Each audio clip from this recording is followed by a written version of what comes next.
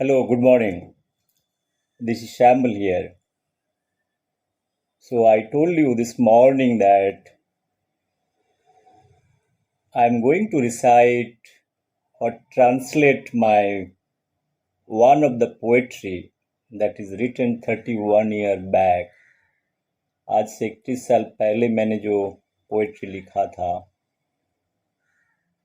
मेरा पोएट्री का बुक पे जब मैं यूनिवर्सिटी का स्टूडेंट था, एमएससी फर्स्ट ईयर का स्टूडेंट था, तो मैं वो पोएट्री क्यों आज ये बात को कर रहा हूँ, उसको मैं जो कोरोना वायरस है, मेरा जो प्रेडिक्शन था, जो बायोलॉजिकल वार का जो बात हो रहा है, इसको मैं थोड़ा सा लिंक करना चाहता हूँ। इस कारण से मैं लिंक करना चाहता हूँ, जो देखिए आजकल का जो समाज का बहुत सारे सिद्धांत होती है, साइंस के ऊपर बेस करके होता है। जो इतना सारा वार हो चुका है, फर्स्ट वर्ल्ड वार बोल लो, सेकेंड वर्ल्ड वार बोल लो, गल्फ वार बोल लो, आज जो कोरोना वायरस का जो पैंडेमिक चल रहा है, उसका बेसिस क्या है? साइंस के ऊपर ही है। जो उसका डिस्कवरी है, साइंस को हमने गलत तरीका से सही तरीका से कैसे कैसे यूज़ करता है, उसका बेसिस से हम ये सब चीज़ करता है। एक साइंस स्टूडेंट होने के नाते, एक इंडियन सिटीजन होने के नाते, ये मदर अर्थ का एक मनुष्य होने के नाते ये हमारा कर्तव्य होता है, हमारा बात को सामने रखने के लिए। तो मैं उसी बात पे मैं आ रहा हूँ। मैं बहुत कुछ बड़े आदमी नहीं हूँ और मैं किसी को फिलोसफी किसी का टाइम लेने वाला नहीं हूँ। आपको मन है तो आप सुनो, नहीं है तो एबिलिट को इग्नोर कर जाओ। इस समाज में बहुत सारे चीज़ होता है जो आपको पसंद नहीं होता है, उसको इग्नोर कर जाओ, ऐसे कुछ भी बात नहीं है। जरूरी नहीं है जो चीज़ आपको जानना है। बहुत सारा दोस्त बताते हैं आप क्या बकबक करते रहते हो, आपके पास बहुत टाइम है। मैं बोलता हूँ भाई मेरे पास टाइम है, मेरा ज़िंदगी है। मेरे को जब भूख लगता है, खाना आपसे जब आपका घर पे तो मैं नहीं जाता हूँ, तो हम हमारा तरीका से हम हमारा ज़िंदगी निभा रहा है। हर एक इंसान ऐसे ही सोचते हैं। अगर मेरा जैसे सोच सबका है, दुनिया में बहुत सारे चीज़ बदल सकता है। बात खैर वो डिबेट पे मैं नहीं जा रहा हूँ, वो मैं बाद में बात पे आएगी। जब नॉलेज का बात होती है, भाई तुम्हारा क्या अथॉरिटी है बात करने के लिए? तो मैं ये बोलता हूँ, मेरा सामने बुद्ध है, गौतम बुद्ध है। बुद्ध, आप उसको फिलोसोफर हिसाब से देखते हो, मैं मेरे मेरे हिसाब से बुद्ध जो है बड़े साइंटिस्ट है। ये सब MIT, Stanford university, London university, Oxford university, Paris university, MIT, ये 17-18 सेंचुरी में आया है। 2500 साल पहले गौतम बुद्ध ने सब कुछ करके गया। नालंदा यूनिवर्सिटी गुप्ता डायनेस्टी में, आपको बिहार में जो है तक्षशिला में जो बुद्धिज़्म का जो एक्टिविटीज़ है, थोड़ा इतिहास का बैक पे चला जाओगे, ये सब स्टैनफोर्ड यूनिवर्सिटी का कुछ नहीं है। मैं आपको ये भी बताता हूँ, मैं वो कहानी में आएंगे, बाद में आएंगे। मैं जब इतिहास में आया, I am a very serious student, I am not an ordinary student. आप एक फेसबुक का यूजर फ्रेंड जैसे आपको लगता है, जो इसको फॉरवर्ड करो उसको करो, तो मैं सब कुछ चीज़ बताने के लिए तैयार हूँ। उसके लिए मेरे को टाइम चाहिए, बिकॉज ये सब चीज़ हम पार्ट टाइम करके रखते हैं। लेकिन कोरोना आ गया, कोरोना ने बोला तुम्हारे पास अभी बहुत टाइम है, उसको अच्छे तरीके से यूटिलाइज करो। तो हमारे लिए वो एक ब्लेसिंग्स भी हो गया। तो इतना साल, 20-25 साल मैंने ये सब जो पोइट्री का बात कर रहा हूँ, 30 साल पहले, 20 साल अपना ज़िंदगी में रोटी रोजी के लिए बहुत सारे चीज़ किए हैं। बहुत सारी टेक्नोलॉजी डेवलप किया है, दुनिया भर में टेक्नोलॉजी किया है, पेटेंट किया है, बहुत सारे चीज़ किए हैं। वो सब अपना पेट के लिए, घर चलाने के लिए, समाज का कुछ करने के लिए जो भी कंट्रीब्यूशन मैं कर सकता हूँ, ये सब चीज़ में भी मेरा वीडियो, टेक्नोलॉजी जो भी है मैंने डाला। मैं स्पेसिफिकली इस पोइट्री के बारे में आ रहा हूँ। मैंने बताया था मैं इसको हिंदी में ट्रांसलेट करेंगे, अभी बात हो रहा है हिंदी में ट्रांसलेट करने के लिए। मेरा मदर लैंग्वेज है बांग्ला। अभी रविन्द्रनाथ टैगोर ने इतने सारे चीज़ बांग्ला में लिखा, वो नोबेल प्राइज लेने के लिए वो चला गया W.B. येट्स के पास के। तो हम भी वही बोल रहे हैं, W.B. येट्स ने क्या किया, उसको सिलेक्टेड पोइट्री को बांग्ला से हिंदी में इंग्लिश में ट्रांसलेट किया। देखिए, कोई भी creative work, poetry is not a research work. Poetry it's your imagination, your thought process. इसको आप एक एक वर्ड को आप चुन के डालते हो, उसमें ट्रांसलेशन नहीं होता है। जो बोलता है पोइट्री ट्रांसलेशन होता है, उस समझने के लिए भाई तुम क्या बोलना चाहते हो, उसको एक्चुअल टेस्ट लेने के लिए पोइट्री का आपको ओरिजिनल जो मदर लैंग्वेज है उसी में आपको जाना पड़ेगा। अगर हिंदी लिटरेचर में आप हो, हिंदी में लिख रहे हो, जैसे बहुत सारे महादेवी वर्मा, आपका बहुत सारे हिंदी लिटरेचर का अच्छे अच्छे पोएट है, उसको अगर मैं बांग्ला में ट्रांसलेट करूँ उसको टेस्ट नहीं मिलेगा। वो साउथ इंडिया का डोसा जैसे नॉर्थ इंडिया में बनता है, जो टेस्ट बनता है ऐसे ही कुछ बनता है। डोसा हम बोलते हैं, जो ओरिजिनल मार्क्सिज्म था, इंडिया में जो मार्क्सिज्म है वो ओरिजिनल डोसा होता है। साउथ इंडिया में जाना है तो खा के आप देखो, उसको समझ में आएगा जो टेस्ट होता है। मैं ज़्यादा डिबेट पे नहीं जा रहा हूँ, मैं पॉलिटिक्स का बात किया, मार्क्स लेनिन का बात किया है। इंडिया में जो मार्क्सिज्म लेनिनिज्म चाइना में जो चल रहा है, नॉर्थ कोरिया में चल रहा है, वो हमको मालूम है। वो इडली डोसा से भी बहुत गंदा तरीके से सब कुछ चल रहा है। मैं नहीं जा रहा हूँ, मैं मेरा पोइट्री में आ रहा हूँ। आपको टाइम आएगा, मेरे पास बहुत टाइम है। कोविड ने मेरे को बहुत टाइम दिया। I am very thankful to Covid and to Buddha. मैं बताएंगे स्टैनफोर्ड यूनिवर्सिटी का भी कहानी बताएंगे, लंदन यूनिवर्सिटी का भी बताएंगे, किंग्स कॉलेज का भी कहानी बताएंगे। हरे हरे यूनिवर्सिटी का जो चल रहा है ना, अगर नालंदा जो गुप्ता डायनेस्टी में जो नालंदा बना गया था ना, अगर उसके साथ आज का यूनिवर्सिटी का मैं कंपेयर करूँ नॉलेज विजडम का आधार पे, अगर मार्क्स देने लागू, ये लोग को 2 मार्क्स भी नहीं मिलेगी। नालंदा को मिलेगा 98%, मैं इतना भी बोलना चाहता हूँ। लेकिन ये सब दुनिया भर का जो विद्वान बैठा हुआ है आज का दिन पे, ये लोग इस चीज़ को एक्सेप्ट नहीं करना चाहता है। फालतू है, ऐसे करके टाइम पास कर जाता है। अमर्त्य सेन भी आया इधर से, नालंदा यूनिवर्सिटी जब बनाया चांसलर होके, 2-3 साल के अपना पत्ता उड़ा के अपने चले गए। तो मैं वो डिबेट पे भी नहीं जा रहा हूँ, मैं आएंगे सब डिबेट पे। जो खलजी पीरियड में आया, कैसे नालंदा को कैसे डिस्ट्रॉय किया है, डॉक्टर ने उसको सजेशन कैसे दिए थे, भाई ये दवाई करोगे खलजी भाई का तबीयत ठीक हो जाएगी। वो एक डिपार्टमेंट का हेड ऑफ द डिपार्टमेंट था, वो डॉक्टर को जब उसका तबीयत ने ईगो क्लास में आ गया, उसको तबीयत को ठीक करवा दिया। ये बंदा ने गुस्सा हो गया, जी तुम्हारे पास इतना नॉलेज है, चलो उसको अटैक करो।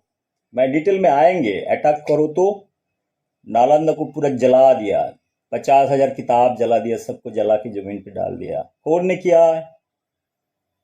खलजी। ये इतिहास का गवाह है। और हम वो नालंदा यूनिवर्सिटी को हम आजकल फॉरेन वर्ल्ड के आधार पे, मैं सोचने का तरीका होता है। मैं जो बोलता हूँ, मैंने पोइट्री लिखता हूँ, मैं खुद को नहीं बोलता हूँ मैं बहुत बड़ा पोएट हूँ। भाई किसी को एकेडमी मिल गया, रविंद्र पुरस्कार मिल गया, बहुत बड़े बड़े बुकर प्राइज मिल गया, तो वो लोग खाली पोएट होता है। तुम बैठ के ये सब ऑयलिंग नहीं करते हो ना, तुम्हारा पब्लिकेशन उधर नहीं लेके जाते हो, दिन रात करते हो। ये हमारा साइड जॉब है। हम टेक्नोलॉजी का बात करता है तो ये जितने सारे राइटर है उसको टेक्नोलॉजी का टीवी नहीं समझता है। हमारा 100% टाइम का अंदर में 5% भी टाइम है लिटरेचर में नहीं देता हूँ। मैं चैलेंज करता हूँ, मैं किसी के पास नहीं जाता हूँ, मैं देखता हूँ दूर से, स्पेक्टेटर होके देखता हूँ। जिसको रविंद्र पुरस्कार मिलता है बंगाल में, मैं बंगाल से बिलोंग करता हूँ, रविंद्र सदन में उसको अवार्ड मिलता है, ये अवार्ड वो अवार्ड सब मिलता है। कैसे भी मिलता है, हमको सब कुछ मालूम है। क्या करने में क्या मिलता है वो भी हमको मालूम है, because I am a analyst. हम चीज़ को डिसेक्ट कर सकता है। मैं जो एक ज़माना में जब बचपन में जो सब बड़े बड़े पोएट बोलते हो उसके साथ पे भी मैंने घुमा है, उसको कैलिबर भी मेरे को मालूम है, उसको क्या लिखना आता है क्या नहीं लिखना आता है। ये सब चीज़ हम नहीं करते हैं। दोस्त, मैं ज़्यादा डिबेट पे नहीं जा रहा हूँ। मैं आपको एक पोइट्री सुना के मैं मेरा बात को डिफरेंट टाइम डिफरेंट ओकेजन मिलेगी मैं मेरा बात करने के लिए। आज मेरे पास थोड़ा सा टाइम है, इसके लिए मैं 24 घंटा इसके ऊपर थोड़ा सा कंसंट्रेट कर रहा हूँ। लाइफ पे बहुत इंपॉर्टेंट होता है चीज़ के ऊपर कंसंट्रेट करना। आप एक छुटी हुई जो मिडिल क्लास ज़िंदगी में सुबह में उठ के आप ऑफिस जाओ, 50 काम करो, इसका चेक साइन करो, उसका मटेरियल उधर पहुंचाओ, वो प्रोजेक्ट कैसे होएगा, वो प्रोजेक्ट कैसे होगा, कस्टम से कैसे मटेरियल आएगा, इसके बाद फैमिली में इसका उसका 10 लेबर का 50 चीज़ के लिए जो आपको day to day basis life पे इतना चीज़ में आप जुड़ी हुई रहते हो। आपका जो क्रिएटिव माइंड होता है, जो चीज़ आप करना चाहते हो, क्रिएटिव चीज़ करने के लिए आपको टाइम, कंसंट्रेशन और एक आइसोलेशन भी होना चाहिए।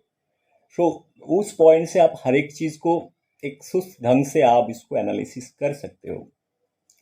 खैर वो बात नहीं है। 1991 में मैंने जो पार्थेनियम के बारे में पोइट्री लिखा था, पार्थेनियम जो प्लांट है वो नॉर्थ अमेरिका से एक छोटा सा, हम उस टाइम में इंडिया में खाने का बहुत प्रॉब्लम था, तो हम अमेरिका से व्हीट लेके आते थे। व्हीट माने गेहूँ। गेहूं का अंदर से क्या होता है, वो प्योर गेहूं होता है, तो उसका अंदर में एक वीड्स होती है जिसका नाम बोलता है पार्थेनियम। उसको छोटा छोटा सीड होता है, सरसों का दाना से भी छोटे है, वो आ जाता है। वो क्वारंटाइन लॉ मतलब क्या होता है, आप बाहर से कोई भी चीज़ दूसरे कंट्री में लेके आते हो, कोई गलत चीज़ नहीं आ रहे हो, तो उसके अंदर में हर एक चीज़ को छानबीन करते हैं। वो जहाज़ पे आते हैं, तो आप हजारों टन जहाज के अंदर में किसी का अंदर में 2 सीड चला गया तो उसी समझ में नहीं आता है। तो मैंने उस टाइम जब स्टूडेंट थे, मेरा यूनिवर्सिटी कैंपस में इतने सारे पार्थेनियम का प्लांट था, तो हम देख के हैरान हो जाता। तो पढ़े हैं पार्थेनियम से आपको एलर्जी होता है, उसके सारे बहुत टॉक्सिक केमिकल रिलीज होता है, वो सॉइल में चला जाता है, तो आपको फंगस को बैक्टीरिया को मार डालते हैं, दूसरा पौधा को ग्रो नहीं करने देता है, एलर्जी होता है, सांस में प्रॉब्लम होता है, इस तरह से एलर्जी होता है। तो इसके लिए बहुत सारे रिसर्च हमने किए है इंडिया में। ये 1957 55 में इंडिया में वो प्लान दूसरे कंट्री से इधर आया, तो ये फैल चुका है पूरा इंडिया में। इंडिया में CSIR, DST, ICR में ये सब चीज़ को बहुत सारे प्रोग्रामिंग होती है। उसको कैसे इरेडिकेट कर सकता है, निकाल सकता है। अभी 30-40 साल में बहुत सारे प्रोग्राम हुआ है, करोड़ों रुपया खर्चा करके उसको थोड़ा थोड़ा कंट्रोल में लेके आया। मैं वो पोइट्री पहले पढ़ता हूँ, ये तो आपके लिए तो आप भी इंतज़ार कर रहे हो मैं बांग्ला से हिंदी में कैसे ट्रांसलेट किया है। जो मैं रविंद्रनाथ का बोला है ना, उसको बांग्ला से इंग्लिश में ट्रांसलेट करके उसको नोबेल प्राइज़ दिया गया है। मैंने बोला ये गलत तरीक़ा से नोबेल प्राइज़ दिया गया है, एक नोबेल प्राइज़ का कुछ वैल्यूज़ नहीं है। वो भी मैंने बताया डिफरेंट वीडियो में, डिफरेंट ओकेजन में, आप उसको देख सकते हो। जो चीज़ मैं बोलना चाहता हूँ, एक कविता का नाम जो है पार्थेनियम। आजकल मैं खामोश रहता हूँ। सुबह में जो बालक मेरा दरवाजा पे गुलाब लेके खड़ा होता है, उसका हाथ पे आज पार्थेनियम। कितना पेड़ पौधा को नाम कैसे कैसे होता है, एनाकार्डियम, कैलोट्रोपिस और कितना कितना। कितनी बार सपने में रूप कथा का देश में, लाल गुलाब का मेले में, तब भी यही शब्द मेरा साथ नहीं छोड़ा, तब भी यही शब्द मेरा साथ नहीं छोड़ा। तब भी उधर वही बालक, वही पार्थेनियम मेरा साथ नहीं छोड़ा। बुक के ऊपर हाथ रखने पर एक दर्द महसूस होता है। बुक के ऊपर हाथ रखने पर एक दर्द महसूस होता है। एक काला बादल, एक काला मेघ हमारा सामने, एक काला मेघ हमारा सामने हमको बार बार सताते रहते हैं। एक तीर मारकर, एक तीर मारकर मेरा हृदपिंड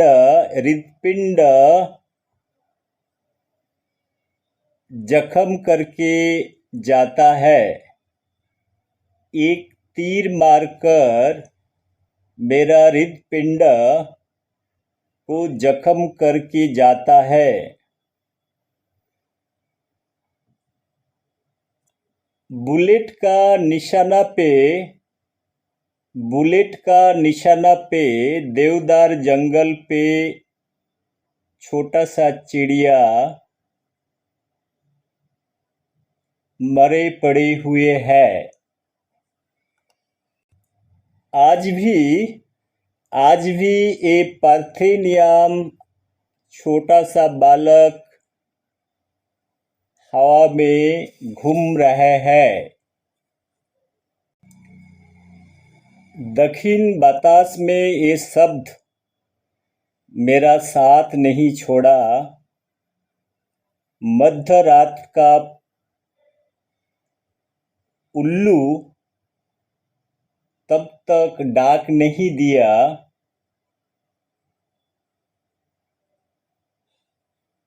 पीछे से कोई बोला, अनिमेष तुम कैसे हो? पीछे से कोई बोला, अनिमेष तुम कैसे हो? घर से निकल के सोजा बाथरूम में जब गया, घर से निकाल के जब बाथरूम में गया, आईने के सामने जब खड़े हुए, तब देखा वही लड़का, वही पार्थेनियम हमारे सामने वो हंस रहा है, अपना दंत निकाल के हंस रहा है।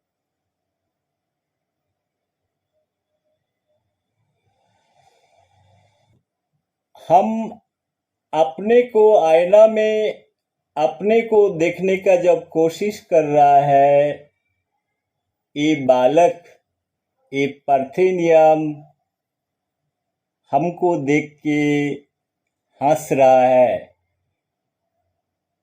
So friends, this is all about the poetry. This is the meaning of the poetry is very simple. Parthenium एक पॉइजनस प्लांट है। वो जो लड़का है उसको हाथ पे गुलाब रहता था, वो आजकल गुलाब के बदले में वो पार्थेनियम का जो फ्लावर होता है वो इंसान के सामने आके सुबह सुबह रखते हैं। ये पोइट्री का जो ट्रांसफॉर्मेशन है, मैं हिंदी में इसको अच्छा से ट्रांसलेट नहीं कर पाया। मैंने इतना बोला, मैंने ट्रांसलेट करने के लिए काफ़ी टाइम लगता है। आपको स्टॉक ऑफ वर्ड का भी ज़रूरत होता है। हिंदी खाली बोल लेने में आपको पंडित नहीं हो जाते हैं, उसका मीनिंग रहता है। हर एक वर्ड चुन के एक पोइट्री में देना उसके लिए बहुत टफ जॉब होता है। मैं उसको रिफाइन करेंगे। जो चीज़ बताना चाहता है इसका मीनिंग जो हिंदी में आपको बता रहा हूँ। पार्थेनियम एक प्लांट है, एक लड़का है, वो फूल लेके अपने सामने आते हैं, गुलाब नहीं लेके आता है। तो स्वाभाविक है, गुलाब तो सबको देता है, पार्थेनियम का एक गंदा फूल तो कोई किसी को नहीं देता है। तो ये जो पोइट्रिक का इमेजिनेशन है वो हमको, वो डर मेरे को सताता है। मतलब जो लिख रहा है पोइट को सताता है, जो क्या चल रहा है। आप एक्सपेक्ट कर रहे हो जो नेचुरल चीज़ नहीं हो रहा है। आप किसी का घर पे गुलाब का बदले में अगर कोई सरसों का फूल लेके चले जाओ, आप कोई पार्थेनियम का फूल लेके चले जाओ, सामने वाला को ऐसे गिफ्ट करवा दो, सामने वाला थोड़ा सा तो सोचेगा भाई इंसान रजनीगंधा लेके आता है, गुलाब लेके आते हैं, बहुत अच्छे अच्छे फूल, ऑर्किड का फ्लावर लेके आते हैं, लेकिन सरसों का फूल ऑर्किड नहीं है, सरसों का फूल लेके आएगा, पार्थेनियम लेके आएगा जो पॉइजनस है। तो ये प्लांट आज से 30 साल पहले जब मैं स्टूडेंट था उसके ऊपर मैंने ये पोएट्री लिखा था। आज मैंने जो चीज़ को कोरिलेट कर रहा हूँ, ये भी छोटा सा स्पोर जो है माइक्रोस्कोपिक है, क्वारंटाइन में उसको पकड़ नहीं गया। अभी जो कोविड वायरस का बात चल रहा है, कोविड का भी जो बायोलॉजिकली ये वायरस को आप कहीं से भी बना लो, छोटा सा जेब पे ला के किधर भी आप छोड़ सकते हो, बिकॉज वो सेल्फ रेप्लिकेट होते रहता है। होस्ट उसको टारगेट मिल गया तो वो मल्टीप्लाई करते रहता है। जैसे कोविड-19 का फंडा क्या है? फंडा इतना ही है, जो भाई पर्टिकुलर जो कोविड-19 जो वायरस है वो टारगेट है। पहले उसको दूसरे जानवर उसको टारगेट था, अभी इंसान के साथ उसको टैग किया गया है। उसको जो साइट होती है, कुछ मैंने मेरा पहले वीडियो में बताया, वो इलेक्ट्रॉन माइक्रोस्कोपी, अब उसको देख सकते हो। उसके अंदर में स्पाइक रहता है, वो स्पाइक को आप बाइंड करता है। जो एंटीजन एंटीबॉडी जो होता है, आप होस्ट को टारगेट करने के लिए उसको स्पेसिफिक साइट चाहिए, उसको मॉडिफिकेशन किया जाता है। वो बायोटेक्नोलॉजी का खेल होता है, जिसको दिमाग है, जो साइंटिस्ट है जिसका, वो सब चलते रहता है। वो जाके वो साइट को इन्फेक्ट करके इसके बाद उसको बायोलॉजिकल रिएक्शन चालू हो जाता है। समझ रहे हो? तो एंटीजन एंटीबॉडी ये सब चीज़ में क्या होता है, इसके बाद अपना बायोलॉजिकल सिस्टम पर्टिकुलर जगह में वो मल्टीप्लाई करके उसको इन्फेक्शन क्रिएट करता है। तो सिमिलर वो पार्थेनियम का जो छोटा छोटा स्पोर होता है, नथिंग बट सीड, वो भी माइक्रोस्कोपिक है, बहुत सरसों का दाना जैसे होता है। आप एक प्लांट से लाखों सीड होता है, आप जमीन पे किधर भी फेंक दो, सीडलिंग हो जाता है, उससे फिर मल्टीप्लाई होता है, ऐसे ऐसे करके फैल जाता था। जब मैं स्टूडेंट था, आईआईटी वाईटी में रिसर्च होता था, इसके बाद ऑल इंडिया में काफ़ी सारा प्रोजेक्ट करके इसको इरेडिकेट किया। मेरा कहने का मतलब यही है, दोनों बायोलॉजिकल सिस्टम है, तो हम दिमाग लगाएगा तो वो भी एलर्जी क्रिएट करता है। जैसे पार्थेनियम हमारा बहुत सारा एलर्जी, सांस का प्रॉब्लम होता है, इंसान को मार नहीं देता है, इंसान को वीक करवा देता है। एलर्जिक हो गया, किसी का सांस का प्रॉब्लम हो गया, किसी का हार्ट का प्रॉब्लम होता है, एक साइड इफेक्ट हिसाब से उसको ट्रीटमेंट होता है। जैसे कोरोना क्या होता है, वो डायरेक्टली जाता है, अपना फैमिली प्लानिंग चालू हो जाता है, अंदर में बहुत सारे वायरस उसमें ऊपर करता है, आपको human body system, immune system को पूरा डैमेज कर डालते हैं, आपको पूरा खा लेता है। इसका मतलब आपको इम्यून सिस्टम डैमेज कर दिया, क्या क्या मतलब हो गया, आपको कोई भी चीज़ लंग्स के अंदर में चले जाते हैं, लंग्स के अंदर में जाके पूरा आपको फेफड़े को खराब कर देते हैं, पूरा इम्यून सिस्टम खराब हो गया, आप धीरे धीरे मल्टीपल ऑर्गन फेलियर होने लगा, तो आप कोविड की वजह से आपको डेथ हो जाता है। इसके लिए क्या होता है, ये आर्टिफिशियली अगर क्रिएट हुआ, नेचुरली हुआ, मैंने ये जो डिबेट वाली बात बताया था, जो ये आर्टिफिशियली क्रिएटेड हुआ है, इतने सारे मॉडिफिकेशन, ये होस्ट स्पेसिफिक होता है। मैंने जो बताया रहा, तो कोई भी वायरस काम करता है, जैसे बैक्टीरिया है, सिम्बायोटिक बैक्टीरिया होता है, नाइट्रोजन फिक्सिंग बैक्टीरिया होता है, ऐसे हजारों नाइट्रोजन फिक्सिंग बैक्टीरिया है, बहुत सारा स्पेसिफिक है। लेगुमिनस प्लांट के ऊपर जैसे विसिया फावा, बहुत सारा प्लांट के होता है, वो पर्टिकुलर राइजोबियम का पर्टिकुलर स्पीसीज ही उसके ऊपर नॉड्यूलेशन करता है। ऐसे कोई आलतू फालतू नहीं है। जो रिलेशनशिप होता है, वो बायोलॉजिकल वर्ल्ड में रिलेशनशिप बहुत चूजी होता है। I don't know whether they make love, वो लव अफेयर का कोई स्टोरी वोरी पड़ता है क्या, वो भी मेरे को मालूम नहीं है, but biologically they are very selective. उसके ऊपर वो लोग को कोई नहीं है, कोई अरेंज मैरिज का बात ही नहीं है इधर। There is know arrange marriage, all in nature, all mutual interest, all mathematical modelling. Okay, this mathematical modelling जो होता है वो सिम्बायोटिक रिलेशन होता है। अभी सिम्बायोटिक रिलेशनशिप को आप मॉडर्न डे में आप लाभ मैरिज समझो, लाभ बोलो, म्यूचुअल बोलो, आप जैसे भी बोल लो। आप लोग, इंसान कुछ भी लिख लेता है, आप म्यूचुअल है हम लिखते हैं, लेकिन वो लोग सब कुछ कर लेते हैं। तो खैर, मैं वो डिबेट पे नहीं जा रहा हूँ। जो चीज़ बोलना चाहता हूँ, ये पोइट्री मैंने बहुत पहले लिखा था, अभी मैंने हिंदी में ट्रांसलेट करने का कोशिश किया, 2 घंटा मैंने उसके ऊपर बहुत सारा R&D किया, मेरा शब्द साथ नहीं दे पाया। इसका मतलब क्या है? मेरा कोई डेफिशिएंसी है, मेरा अंडरस्टैंडिंग का प्रॉब्लम है। मैं हिंदी बोल रहा हूँ मतलब मैं लिख नहीं पाता हूँ, तो वही चीज़ का प्रॉब्लम होता है। समाज में बहुत सारा चीज़ इंसान ऐसे देखता है, लेकिन क्लैरिटी का प्रॉब्लम होता है। आप जैसे सोचते हो उसके डीपर अंडरस्टैंडिंग में जब जाते हो, तब हर एक चीज़ एक्सपोज होता है। मैंने इसको अच्छा पोइट्री में बना सकते थे, मैं 2 घंटा 2.5 घंटा दिए हैं। मैंने बोला चलो मैं ये वीडियो पब्लिश कर देता हूँ, अच्छे से हम लिखेंगे, मैं जब एनर्जी देंगे तो जरूर लिखेंगे। मैं बहुत छोटा आदमी हूँ, बहुत ही छोटा आदमी हूँ। ये वीडियो शायद आप लोग को सुनने का भी लायक नहीं होएगा, टाइम वेस्ट मत करो। लेकिन जिसको सुनना है, एक आदमी भी सुन लेता है तो ठीक है, कोई बात नहीं। मैंने जो बात कर रहा था, जिंदगी में आप कोई भी चीज़ में टाइम दोगे, एनर्जी दोगे, अंडरस्टैंडिंग दोगे, आपका नॉलेज एंड विजडम को यूज़ करोगे, तो हर एक चीज़ का आपको आंसर मिलती है। कोई चीज़ सुपरफिशियली जान के कोई मतलब नहीं होता है। ये सास बहू का कोई कहानी नहीं है। मैं ये भी बताएंगे जो बंगाल में क्या सास बहू का कहानी चल रहा है। हम बंगाल से तो बिलोंग करता है, हमने जो चीज़ देख रहा है पॉलिटिकली सोशली क्या सास बहू का कहानी चल रहा है, वो भी हम देखेंगे। इसको चीज़ को इंडिया में क्या चल रहा है, मेरे से जो कुछ संभव हो रहा है, जो चीज़ समझ रहा हूँ। मेरे को ने बुद्ध ने बोला है तुमने ओपन वॉइस से बोलो, डरना नहीं, किसी से क्या डरना है। सच बोलो, आपको अच्छा नहीं लगे तो मत करो। इस समाज में नास्तिक भी है, आस्तिक भी है। ऊपर वाला देखने वाला है, सब देख भी रहा है क्या ड्रामा चल रहा है। मैंने हर एक इशू के ऊपर बात कर रहा हूँ, इंडियन कॉन्स्टिट्यूशन के ऊपर भी बोल रखा हूँ, रिफॉर्म के ऊपर बोल रहा हूँ, इंडिया को कैसे बदल सकता है उसके ऊपर भी मैंने देंगे। मैं पार्लियामेंट में मेरा 25 लेक्चर को मैंने प्रेजेंट करेंगे। मेरा विजन इंडिया का जो प्लान है, हर एक चीज़ का, मैं 2500 साल का हिस्ट्री का एक एक चीज़ को मैं निकाल के लेके आया हूँ, क्योंकि मेरे पास टाइम है।